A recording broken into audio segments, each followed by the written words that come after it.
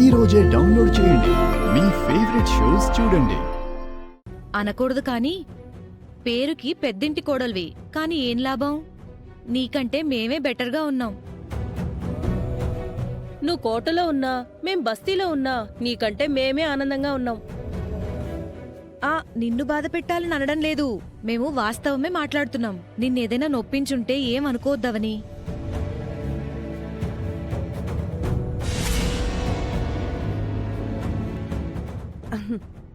అవని, అమ్మవారి దయ వల్ల నీకు మంచి జాబ్ వచ్చింది. నువ్వు కూడా ఎల్లుండి వరలక్ష్మి వ్రతం చేసుకుందువులే. బావతో కలిసి చేసుకోవాలనుంది. అది జరుగుతుందా? జరగదు కదా. శ్రీకర్ లేకపోతేనే నీ మాంగళ్యం కోసం చేసుకో. మనము ముత్తైదువులని పిలుస్తాం. మీ ఆయన ఏడి అని అందరూ అడుగుతారు. వారికి ఏం సమాధానం చెప్పుకుంటానక్క? నేనెవర్ని చెప్పుకుంటానులే అవని.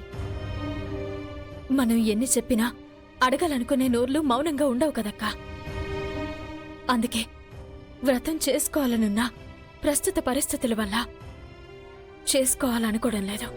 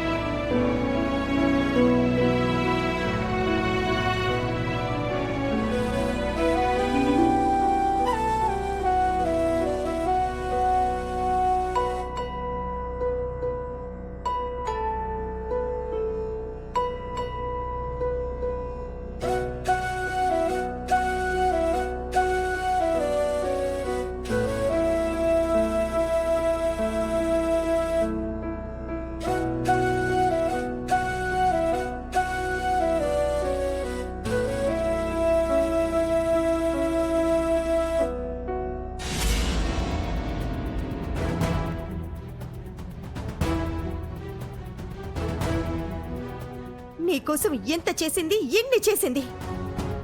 చివరికో నాడు తన ప్రాణం కూడా అడ్డం పెట్టింది. అయినా నీకు దాని మీద జాలి కలగడం లేదా?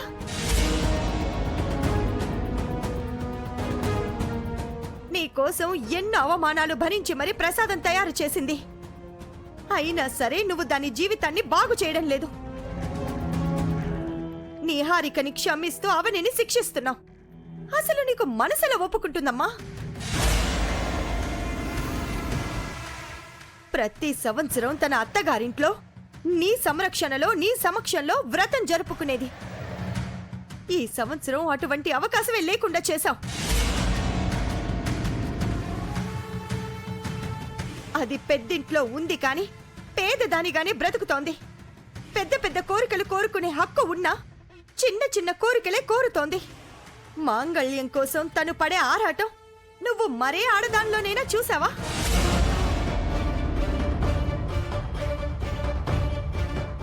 ఈ సంవత్సరం కూడా నా చెల్లెలు తన భర్తతో కలిసి వరలక్ష్మి వ్రతం చేసుకునే అవకాశం కల్పించు. ఏదో ఒకటి నువ్వే చెయ్యి. అలా చెయ్యని పక్షాన నిన్ను నా ఇంట్లో ఉండనివ్వను. నా మాటలకి నీకు కోపం వచ్చినా పర్వాలేదు, నేను ఇలాగే మాట్లాడతాను.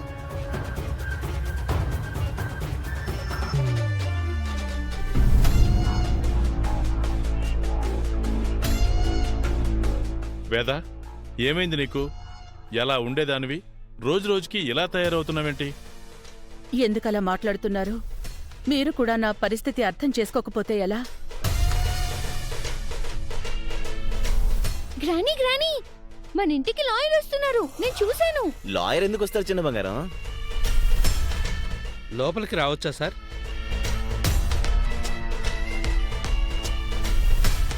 రండి సార్.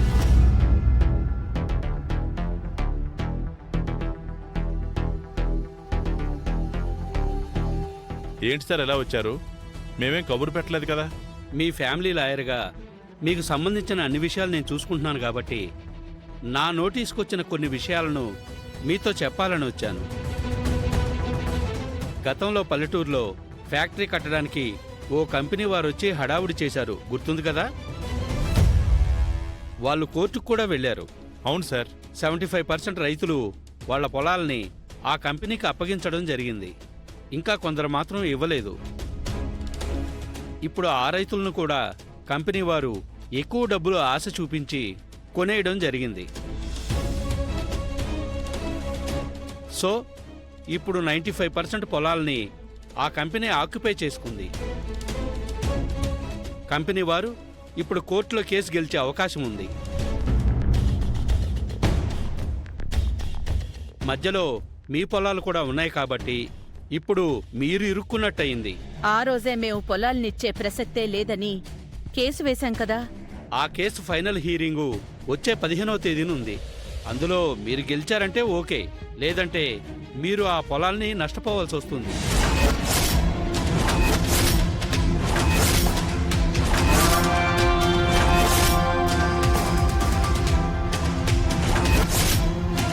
సిచ్యుయేషన్ చూస్తుంటే మీకు వ్యతిరేకంగా వచ్చేలా ఉంది. అలా ఎందుకు అవుతుందండి? డబ్బున్నవాడు ఇన్ఫ్లుయెన్స్ చేస్తే దేశంలో దొరకనిది ఏముంది సార్? లా అండ్ ఆర్డర్తో సహా అన్నీ వాళ్లకు ఫేవర్గా మారిపోతాయి. పల్లెటూరు విషయం అటు ఉంచితే మరో కొత్త కేసు కూడా ఫైల్ అయ్యే అవకాశం ఉంది. ఏంటి సార్ అది? శ్రీకర్ గారు జాబ్ చేసిన కంపెనీ వారు శ్రీకర్ గారి వల్ల నష్టం వచ్చిన ఆ 100 కోట్లని రికవరీ చేసే పనిలో ఉన్నారు.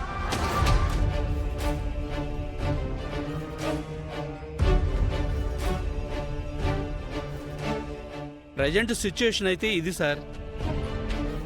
దేనికైనా సరే మీరు ప్రిపేర్గా ఉండక తప్పదు. ఇక నేను బయలుదేరుతాను సార్. మనకంటూ ఏమైనా ఉన్నాయంటే అవి పల్లెటూరులో పొలాలు మాత్రమే, అంతకు మించి ఏమీ లేవు. అవి పోయాయంటే ఇంకేమైనా ఉందా?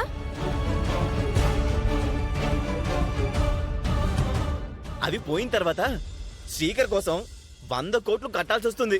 అంటే సిటీలో మనకున్న ఇల్లులన్నీ అమ్మినా సరిపోవు. వీడి జాబ్ పోయింది, ఇప్పుడేమో లాయర్ వచ్చి ఈ విషయం చెప్పాడు. అసలు ఏం జరుగుతుంది? నాకు ముక్కు పొడుగు దక్కకుండానే చెరుక్కూడనివన్నీ చెరిగిపోతున్నాయి. అప్పుడే ఏమైంది? ముందు ముందు ఇంకా ఇంకా ఉంటాయి. హ, వాటికి సిద్ధంగా ఉండండి మరి. అసలు ఈ ఇంట్లో నీ ఏడుపు ఎక్కువైపోయింది.